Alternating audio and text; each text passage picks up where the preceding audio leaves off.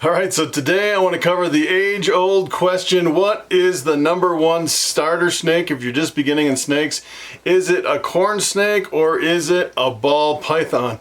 And take a look at this snake around my neck. This is actually a corn snake, and I kind of have a funny story about this corn snake. I actually went in the pet store today and I bought this snake. It's a brand new snake for me, brand new today. And look at how big this snake is. It is a real beauty.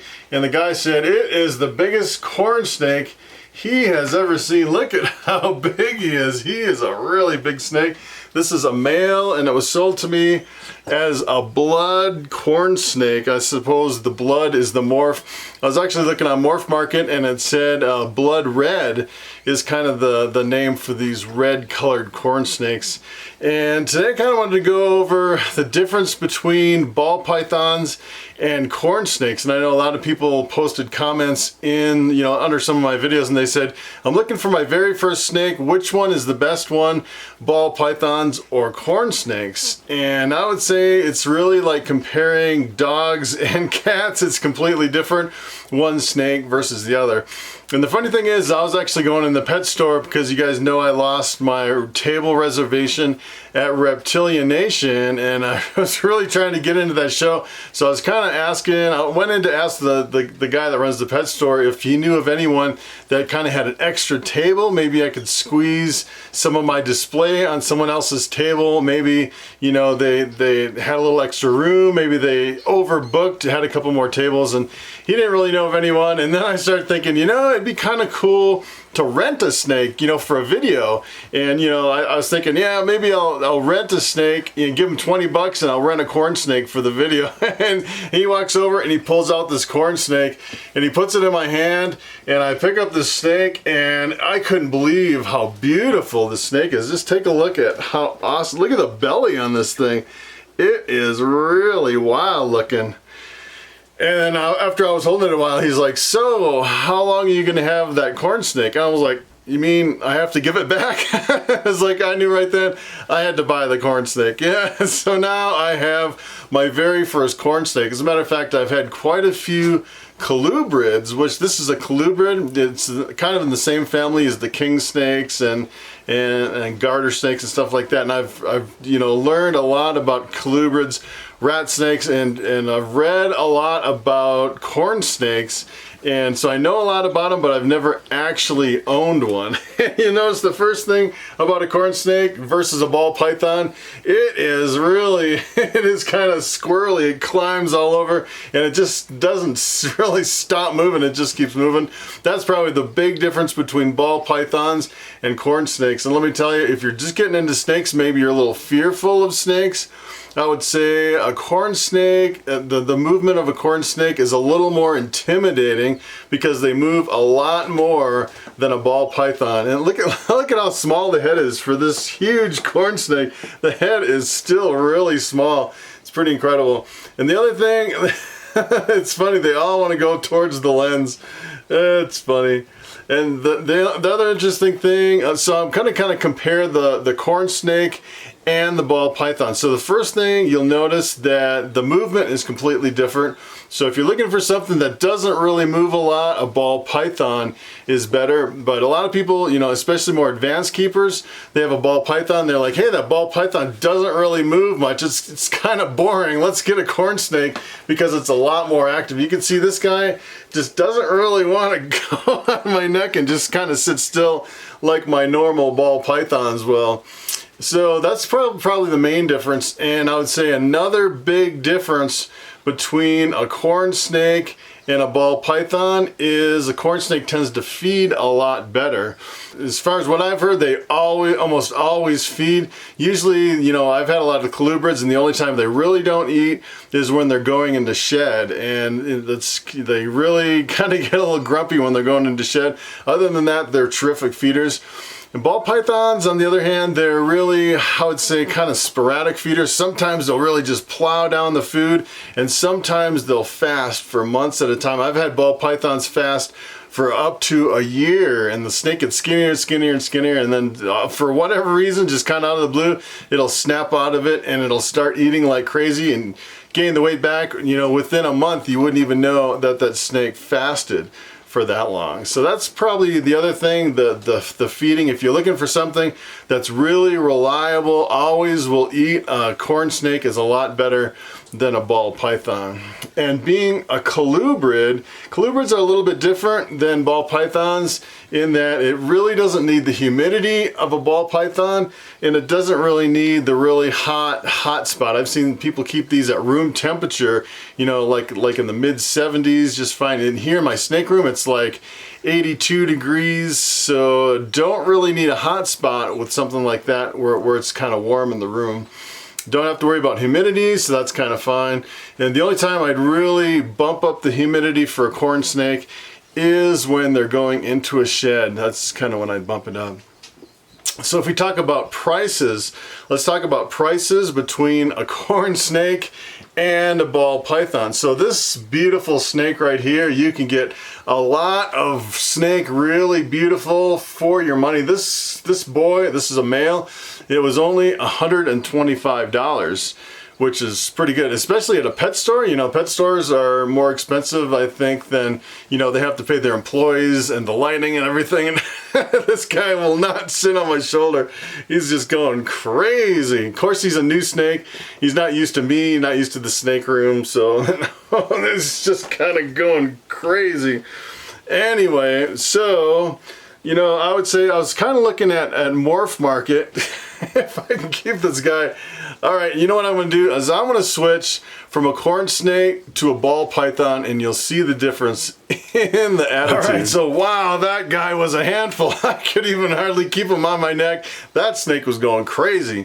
So this is a ball python. It's a bamboo ball python, and this snake, I would say, is probably just as long, I would say, as that corn snake. It's a pretty big snake, but it's definitely thicker bodied. So that's the difference between corn snakes and ball pythons, is ball pythons are definitely a heftier snake. They take a bigger rodent size when you're feeding them, and it's really, you know, that's pretty much the only difference. And you can definitely tell the temperament of this one. He just kind of lays there. This one's actually used to being out on my shoulder quite a bit. I take a lot of my videos with the snake on my shoulder, and he's really kind of curious when I get him up here. He's probably more active than your typical ball python. Then I would say, you know, most ball pythons, you put them on your shoulder, you hold them in your hand, and they don't move much at all. And that is probably one of the biggest advantages, especially for someone who's new.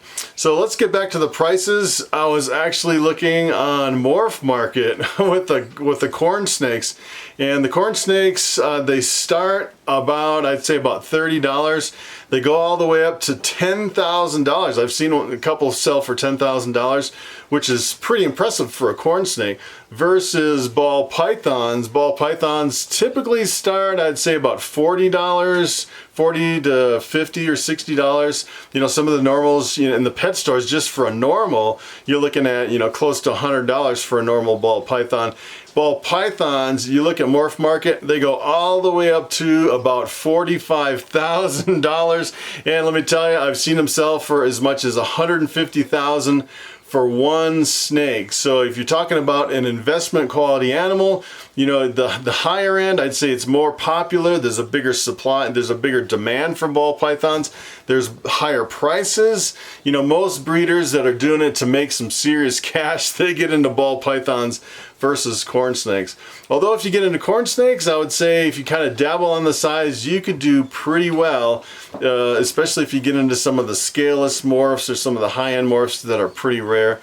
And speaking of morphs, if you actually go on Morph Market and look at the different number of morphs for corn snakes, there's significantly fewer morphs, which is a color and pattern mutation that's genetically transferred from the parent to the offspring. Fewer morphs in corn snakes versus ball pythons. I think that's where ball pythons have the edge, is there's a lot more variability out there as far as what you can do.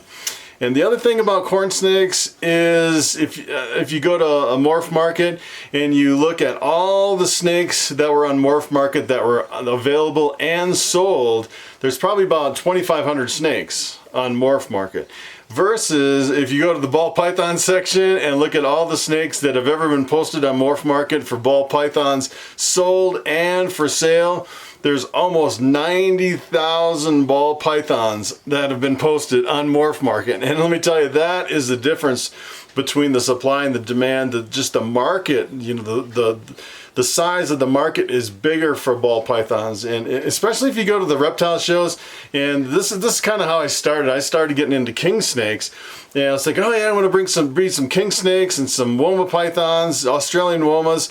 And then I went to my first reptile shows, and here's a couple king snake tables. Nobody's really looking at them. And then, you know, there's the ball python tables where everyone's just crowding around. And really what it is people are looking for the new morphs coming out with ball pythons. They're coming out every year with new combos and color and pattern mutations. And it's just really the market of ball pythons versus king snakes. And some people do really well with king snakes and corn snakes, but the market is not quite as big as ball pythons. I'd say it's more of a niche market than kind of the standard ball python market. So this snake is like choking me out. So probably another big difference between ball pythons and corn snakes, if you're thinking about kind of on the fence, which one do I buy? I would say probably one of the biggest differences is the enclosures. So ball pythons are perfectly fine, like in these racks behind me, they're perfectly fine to be in a completely enclosed tub, pretty much in the dark most of the time, because they're used to living in termite mounds, you know, in West Africa, versus, you know, the corn snake is kind of a land dweller, and it's not really in burrows all the time like ball pythons. So if you put a corn snake in one of these racks, I would say you'd have more of a challenge kind of keeping the snake happy. So what I did with this corn snake is I actually put it in a really big boa tub, and I'll show you the setup here in a minute, and it really needs a lot more room versus a ball python.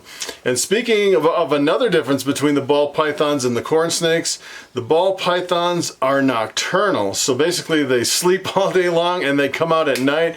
Versus a corn snake is awake during the day and it sleeps at night. So if you're wanting something that comes out in the day that you can actually see and interact with in the daytime, then a corn snake is probably a better option. So that is pretty much the difference between ball pythons and corn snakes. And what I'm going to do right now is I'm going to show you the difference in the enclosures that I use for the two different snakes. All right, so here's a quick tour of my reptile room. I have my rodents over here. I have some breeder ball pythons over here. I deal mainly, pretty much all in ball pythons. I have some hatchlings over here. These are all my males. Some of my females that I'm growing up right here. And this is kind of what I have here for my ball pythons. So this is a female I'm growing up. This is a pinstripe pied. And look at this snake is completely happy, just sitting here in this dark tub, laying on the hot spot and just chilling out. This snake is completely comfortable. Let me tell you, if I put a corn snake in here, I used to try to put my king snakes in here and they just pace around and around and around, just kind of go crazy in a tub like this. Where ball pythons, they'll just sit there and they'll be perfectly happy. And ball pythons do enjoy, I think, coming out and kind of being on your shoulder, being on film, kind of, you take them out and play with them a little bit, but then you put them back in the tub and they are just perfectly fine in the tub. Versus a corn snake. Let me show you. I actually have my corn snake in this big boa tub. Take a look at this. This is the tub, and I actually have this set up. It's like, where is the snake? I was wondering if he would actually fit in one of these enclosures. Oh yeah, he fits in here just barely. There he is right there. So this is kind of how I have my setup. I have a coconut husk substrate, and I have my corn snake right there. Good looking male. Beautiful snake.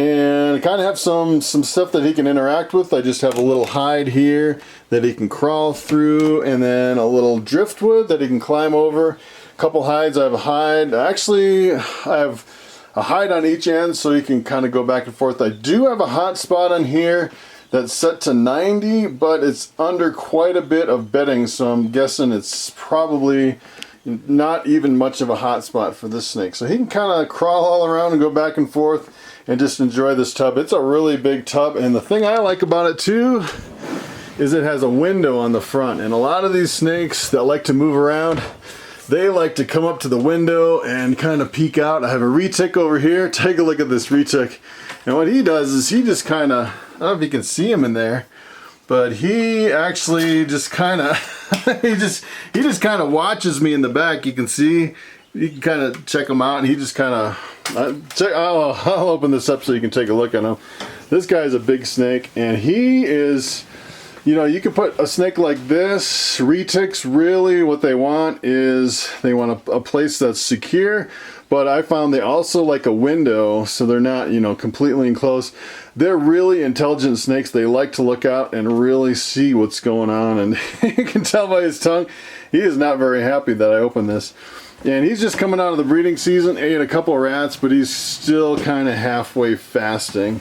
But I would say kind of the retic care is kind of the same as a corn snake, where they really need a lot of, you know, a lot of space, some stuff to interact with, and you know, look at how big he is. He almost covers the whole tub from end to end. His tail is over here, pretty much end to end, all the way over here. He is a really big snake. He's really awesome. All right, so there you have it. That is the rundown between corn snakes, like the one I have around my neck, and ball pythons. And as a matter of fact, now that I've been kind of chilling out with this corn snake, it is completely relaxed, which is pretty amazing. So I think this is actually starting to get used to me. I'm starting to think that maybe all corn snakes aren't as squirrely as I thought. As a matter of fact, I think this one's starting to go to sleep around my neck. It's starting to get a little more comfortable with me, and you know, it's kind of hard to really gauge the temperament of a snake when I really haven't had one before. So, you know, I know a lot of colubrids can be a bit squirmy, and let's see if this guy's a little more chill here. Let's see if I can kind of show you the whole snake here. Take a look at this beauty. Isn't that a beautiful snake? Ugh. That's kind of the hard part, is trying to ball him up and show you the whole snake all at once. Now he's starting to take off. Take a look at that. But isn't that a beautiful snake? Man, he is really beautiful. What a crazy snake. This guy's awesome. I can't believe how big he is. Look at how big that snake is. Whew. Such a beautiful snake. So if you ask me which one is better, a ball python or a corn snake, I don't know. This corn snake is pretty awesome. I don't know which one is better. I would say probably either one. As far as a beginner is concerned, I would say the corn snake is really an awesome first snake. And this is really changing my mind about corn snakes. I've never actually had one, never really messed with one at all, and this one is really awesome. So that is pretty much it. That's the rundown between the two snakes. It's really like the difference between cats and dogs. There's a huge difference. They're completely different animals. I say either one would be a perfect beginner snake. So that's it. Thanks for watching, and I will see you next time.